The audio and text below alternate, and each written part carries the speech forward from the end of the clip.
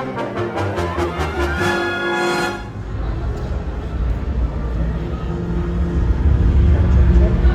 everybody doing? Welcome. It is my pleasure to introduce Sonia Contreras and Rob Bredow, who are going to tell you all about what guests are going to be able to experience here at the Lucasfilm ILM Pavilion. Thank you very much. Thank you so much, Charlie.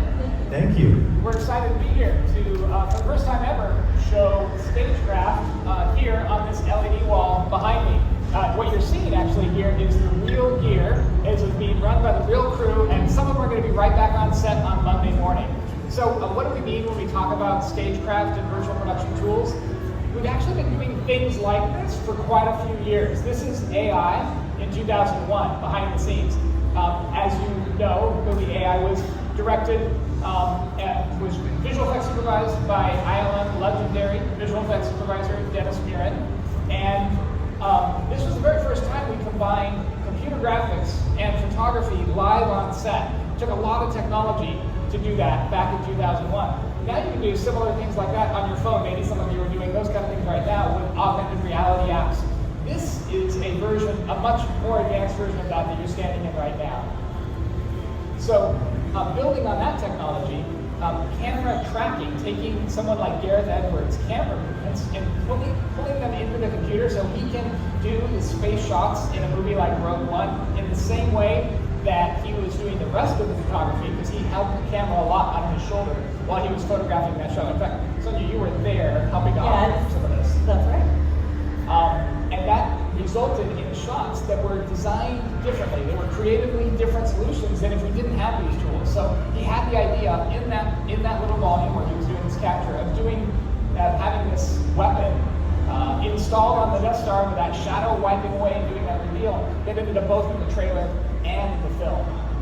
And then later, building on some of the work that had been done on Rogue One, we used rear projection technology. This was before LEDs could really do this quality of picture, to create an in-camera environment where you can photograph things like hyperspace and the Kessel Run in real time.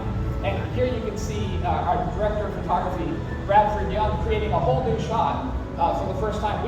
We've shot hyperspace a lot, right? Many times over the 30 years leading up to Solo, but we never shot a shot like this where you can actually see hyperspace reflected in Han Solo's eye in that moment of hope, the first time he's ever in the Millennium Falcon going in hyperspace. So the whole idea is for these tools to be used to inspire the directors, the cast, and the crew to come up with whole new creative visions for our shows. Since we're here, Sonia's going to take us into a real location so you can experience what it's like to be on an ILM Stagecraft stage. Yeah, you guys want to see how it actually works? So some of you might be able to recognize this as the city of Salit from the TV series Obi-Wan. What's being rendered right now, we have about 18 million pixels from wall edge to wall edge being rendered on these LED walls. And if you look at this is actually refreshing as real time. What that means is that it's refreshing at a frame rate that matches our camera over here. So speaking of the camera, the whole trick here is that we're actually trying to make this work from the point of view of the camera. And if you look at the TV monitors to either end of the volume, you see what the camera is seeing. So what we're actually doing here is this red border that you see behind me represents the magic window that we call the frustum. And as the camera moves around the world, the frustum is redrawing and correcting the perspective so that we have an image that matches the camera. So if I can get a volunteer, we can put one of you guys inside Salit. All right, over here. Yeah, so this is different than like a painted backing. That you can actually have infinite amount of depth to the background, and it always looks correct from the camera's perspective. And you guys will have an opportunity to do this experience tomorrow as well. But yeah, so we can see is that Drew stands there and the camera moves around him. And again, make sure that you're looking at the monitors. He is now immersed in the world. For us, when we're outside the volume and we're not looking through the monitors, you can actually see that the image is changing. But through the camera's point of view, it looks like he's in there. So you add a little lighting, a little set dressing, and some costumes, and boom, he's an extra in the world. Thank you so much, Drew. So that's what it looks like on set while we're shooting. Let me show you some of the shots from the picture as it comes together in camera. So these were shot in the very same way that we're describing here on set. The volume that we shot this in was actually a bit larger, but if we pulled off the illusion together between the ILM visual effects team, the DP, the production department, the art department, you hopefully can't tell what's on the LED wall and what's real. Here's what we call a quad view, 4 views of the same shot. So you can actually see what it looks like behind the scenes when we shoot a scene like this. And interestingly, for this particular setup, the set decoration is relatively sparse, but through the camera's perspective, it's just enough to pull off the illusion. I like this camera here too. Yeah, and we use blending techniques. We have a colorist that's usually working live with us during the production to make that transition seamless so that you can't perceive where the digital world begins and the practical world ends.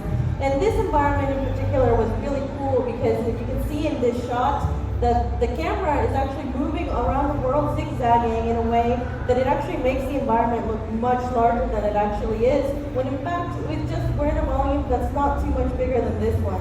So yes, very clever design of the camera moves in this one. So of course we can use it to go to crazy places that you've never seen before in Star Wars, but we can also bring any real world location onto the soundstage. That's right. So here we can go to the desert, and with the click of a button, we can go to San Francisco, and then back to another desert environment. But we can control these panels in a way that we can actually hold the lighting. Magic Hour is one of the DP's dreams to be able to shoot on this for 8 hours. And we can do that in the volume because we can just hold that image for much longer than you would get if you were shooting outside. So for a very efficient team, a couple of people can go to a new location, bring that back to a soundstage, and you can go in 4 or 5 locations in one day, which is an amazing opportunity for a production to be able to bring that kind of production value into one soundstage.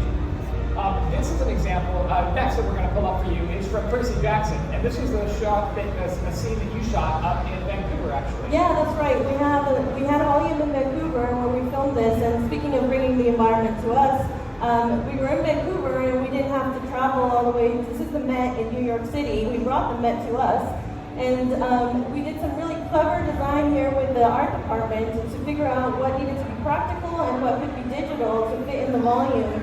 And you can see, if we did our job right, that once we look at the final image, it's really hard to see the difference of what was real and what wasn't.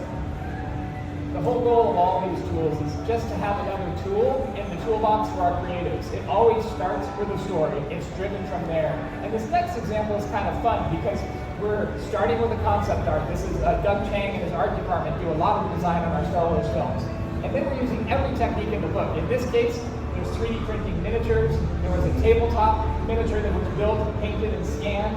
And then we took that scanned 3D model and put it on an LED wall to create the final shot, the final illusion that you see in the show, which is actually pretty much, this shot on its own is kind of a combination of every technique. There's computer graphics in there.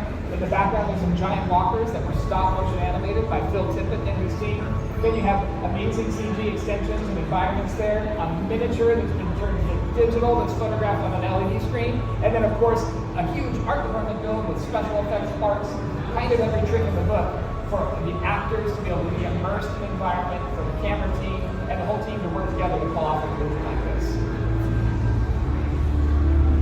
So the final thing we wanted to leave you with is an opportunity to go into hyperspace. It's a fun selfie moment. Maybe you can hand the camera to somebody next to you if you want to be immersed.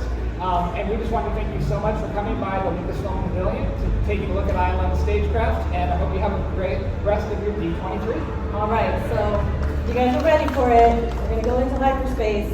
We're going to have the brain bar trigger us into hyperspace on 1, 2, 3, go!